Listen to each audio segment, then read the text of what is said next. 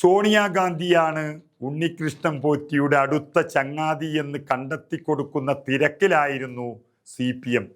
പക്ഷെ ഒന്നും ഏൽക്കുന്നില്ല. എന്നാൽ തപ്പുമ്പോൾ കിട്ടിക്കൊണ്ടിരിക്കുന്ന മുഴുവനും പോറ്റിയും പിണറായിയും ഒപ്പം കളിക്കുന്ന ഫോട്ടോകളാണ്. മുഖ്യമന്ത്രി പിണറായി വിജയനും ശബരിമല സ്വർണ്ണക്കൊള്ളക്കേസ് പ്രതി ഉണ്ണികൃഷ്ണൻ പോറ്റിയും ഒരുമിച്ചുള്ള ദൃശ്യങ്ങൾ തന്നെ ഇതാ പുറത്തു വന്നിരിക്കുന്നു. ആംബുലൻസ് കൈമാറ്റ ചടങ്ങിൻ്റെ ദൃശ്യങ്ങളാണ് ഇപ്പോൾ പുറത്തു വന്നത്. സെക്രട്ടേറിയറ്റിലായിരുന്നു ഓഗസ്റ്റ് 20 ആ പരിപാടി. എല്ലാം AI ആനുകൂല്യത്തിൽ എന്ന് പറഞ്ഞ് രക്ഷപ്പെടാൻ നോക്കുമ്പോഴാണ് വളരെ വ്യക്തമായ ദൃശ്യങ്ങൾ പുറത്തു വരുന്നത്. ഇതോടെ CPMന് മിണ്ടാട്ടമില്ലാതെയായി. പിണറായി വിജയനും ഉണ്ണികൃഷ്ണൻ പോറ്റിയും ഒരുമിച്ചുള്ള ഫോട്ടോ സമൂഹ മാധ്യമങ്ങളിൽ വ്യാപകമായി പ്രചരിച്ചത് നമ്മൾ കണ്ടു.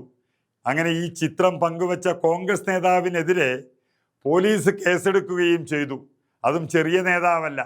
KPCCയുടെ രാഷ്ട്രീയകാര്യ സമിതി അംഗം N സുബ്രഹ്മണ്യനെതിരെയാണ് കോഴിക്കോട് ചോവായൂർ പോലീസ് സമൂഹത്തിൽ കലാപം ആഹ്വാനം നടത്തിയെന്ന വകുപ്പ് ചുമത്തി കേസെടുത്തത്.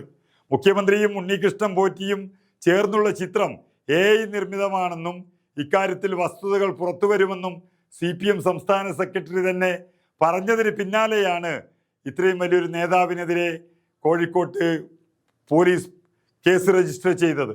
അതും ഫേസ്ബുക്കിൽ പങ്കുവച്ചതിനെതിരെ.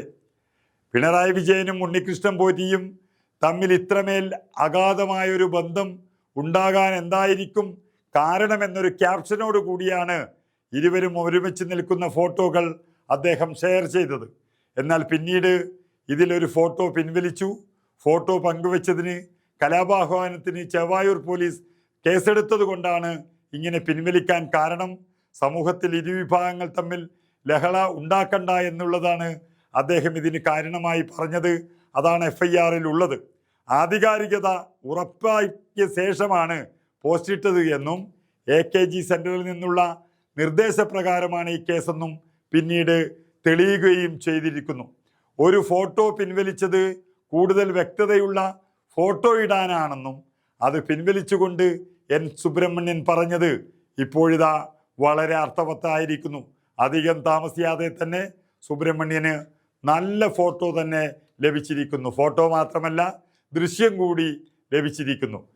അപ്പോൾ ഇതുവരെ മുഖ്യമന്ത്രിക്ക് വേണ്ടി വാദിച്ചു നടന്ന ഞങ്ങൾ വെറും കഴുതകളായി എന്നാണ് CPM പ്രവർത്തകരുടെ പരിഭവം.